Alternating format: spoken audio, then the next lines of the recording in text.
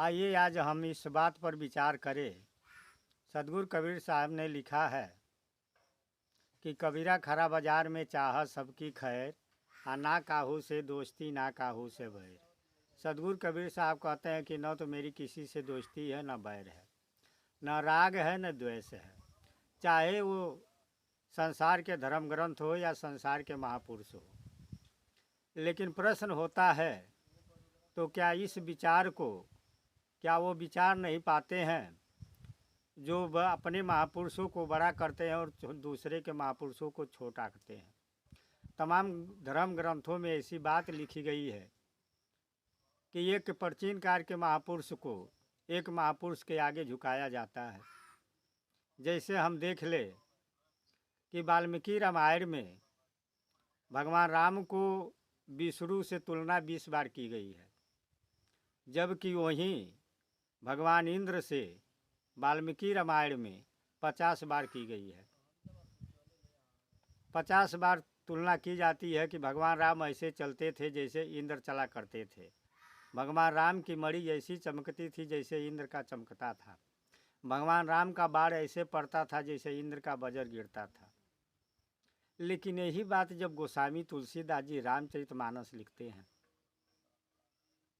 तो इंद्र जैसे महापुरुष की या भगवान की या देवता की वो कूट कूट करके गाली देते हैं, जैसे श्वान सूअर सब बनाते हैं।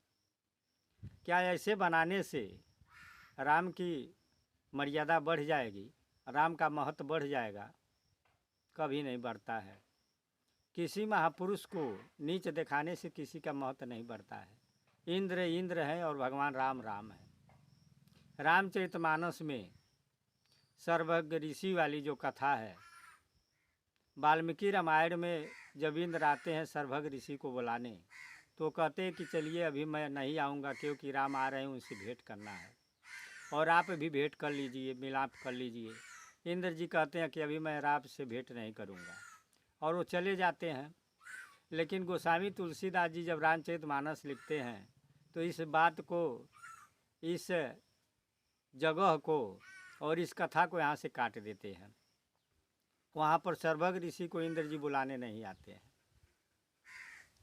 तो क्या इससे राम का महत्व कम हो जाता?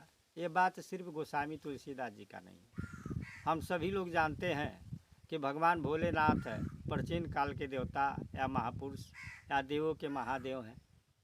लेकिन जब श्री कृष्ण भगवान का जन्म होता है और वो गोकुला पहुँचते हैं तो कुछ दिनों के पश्चात भगवान भोलेनाथ भेष बदलकर और जाकर वहाँ नाचते हैं, गाते हैं और उनके दर्शन के लिए ललायित होते हैं।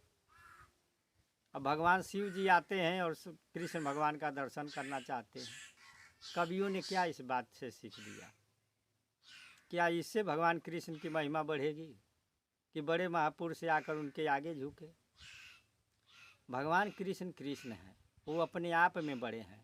राम मर्यादा पुरुषोत्तम अपने आप में बड़े हैं। इनके सामने किसी की झुकने से कोई बड़ा नहीं होता है। लेकिन ये धर्म ग्रंथों में लिखा जाता है, खींचातानी की जाती है। सदगुरु कबीर साहब कहते हैं कि हर व्यक्ति, हर महापुरुष को ज्यों के त्यों देखना चाहिए। किसी के आगे झुकाने से कोई महापुरुष बड़ा नहीं होता और कोई झुक गया तो छोटा नहीं होता। तो फिर क्यों ऐसे खींचातानी करते हैं? अब बुद्ध के देख लीजिए, बुद्ध की माँ नैहर जा रही थी और रास्ते में बुद्ध का जन्म होता है। जब उनके पिताजी इस बात को जानते हैं तो सिपाही को संदेश देते हैं कि रास्ते से घुमा ले आओ और पहले ले जा के शिव के मंदिर में शिव का दर्शन कराइए। अब वो सैनिक लेकर आता है और जाता है, महात्मा बुद्ध को फर्श पर रख देता है। अब महात्मा बुद्ध फर्श पर और शिव जी बैठे रहे ऊँचे। ये बुद्ध धर्म को अच्छा नहीं लगा।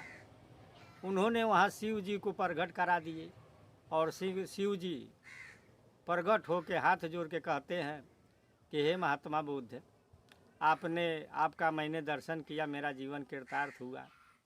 मेरी यहो भाग्य है कि जो आपका दर्शन मिला। अब क्या सीख लीजिएगा? भगवान शिव आकर बुद्ध जी को दर्शन देते हैं, दर्शन करते हैं और वंदना अर्चना करते हैं। ऐसा खींचातानी क्यों करते हैं किसी महापुरुषों के प्रति?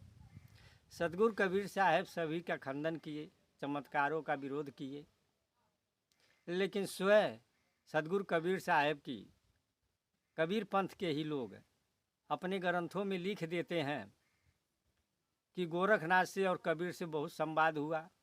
गोरखनाथ ने हार मान लिया, कबीर साहब का बात सर्वोपरि हो गया, गोरखनाथ को झुका दिए। गोरखनाथ गए सत्संग करने, तो गोरखनाथ त्रिशूल पर बैठ गए 5 फुट पर। सदगुरु कबीर साहब चरखी बिक कर आकाश में चले गए और कहे कि आइए यहाँ से सत्संग होगा। लेकिन क्या हम इस बात पर विचार करते हैं कि जो बात को हम कहते हैं या समाज में रखते हैं, इसका तथ्य क्या है? गोरखनाथ जी अपने आप में एक महान पुरुष थे। गोरखवाणी उनका ग्रंथ है। अपने गुरु को ही संगलदीप से निकाल कर ले आए, जो नारी के मोह में पड़ गए थे मोचंद्रानाथ, उन्हें ले आए। और ये बहुत बड़ी चीज़ है कि शिष्य को गुरु निकालते हैं, लेकिन यहाँ शिष्य ने गुरु को निकाला। तो गोरखनाथ अपने आप में महान है, लेकिन वह गोरखनाथ जाकर कबीर से संवाद में हारते हैं।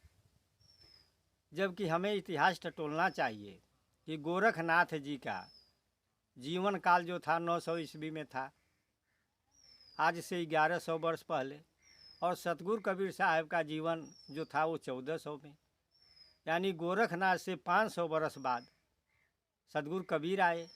तो ये दोनों महापुरुषों में भेंट कैसे होगा, कैसे संवाद होगा? लेकिन लिखने वाले लिख दिए, मानने वाले मान लिए। तो इससे फ़ायदा क्या होता है? क्या हम अपने महापुरुष को बड़ा बनाने के लिए किसी महापुरुष को उनके आगे झुका दें तब हमारे महापुरुष बड़ा होंगे? नहीं, हर महापुरुष अपने अपने स्थान पर बड़े हैं। हर महापुरुष का महत्व है। सारे चमत्कार, अंधविश्वास और पाखंडों को हटा दिया जाए, फिर भी ये जो महापुरुष हैं ये सब महान हैं। और इसीलिए सतगुरु कबीर साहब एक नज़रिया से देखते हैं। कहते हैं कि भाई रे दू जगदीश कहाँ से आया, अल्लाह राम करिश्मा करीमा केशो हरि हजरत नाम धराया। भाई रे दू जगदीश कहाँ से आया, वही महादेव वही मोहम्मद ब्रह्मा आदम कहिए, कोई हिंदू को तुर्क कहावे एक जमी पर रही है। तो सतगुरु कबीर साहब का विचार इस तरह है। वो इस पारदर्शी आईना से देखते हैं कि जिनके नज़रों में सब महापुरुष अपने अपने स्थान पर बड़े हैं, किसी के आगे किसी को झुकाने की ज़रूरत नहीं है। आइए इसी के साथ हम बारी को समाप्त करते हैं।